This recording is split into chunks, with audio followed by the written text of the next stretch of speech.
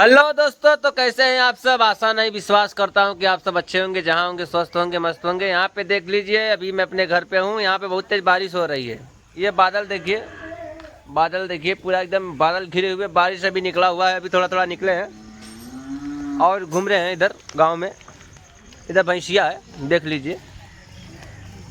हाँ, और बहुत दिनों से वीडियो नहीं पड़ रहा है मेरे चैनल पे, तो आप लोग सपोर्ट भी करना कम कर दिए हैं। कोई बात नहीं, जब वीडियो पड़ेगा तभी सपोर्ट करेंगे। तो दोस्तों, अभी आपको बता दें, एक वीडियो मैंने डाला था अभी कुछ दिन पहले। गया था घूमने विजय चौहान जी का वीडियो, तो उस पर व्यू थोड़ा बहुत 100-200 आया है। आशा नहीं, पूरा विश्वास करता हूँ कि इस पर भी आप लोग लाइक कमेंट शेयर करेंगे। और मौसम बहुत अच्छा है। गांव की हरियाली देखिए, ये रही गांव की हरियाली। ये शहर में, सिटी में देखने को नहीं मिलती, हमारे गांव में ही देखने को मिलती है। और बहुत अच्छा मौसम है अभी।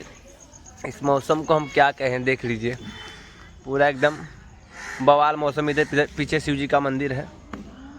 तो दोस्तों, बहुत जल्द ही इस चैनल पे आप सभी को बहुत सारा वीडियो देखने को मिलेगा, इंटरटेनमेंट का वीडियो मिलेगा।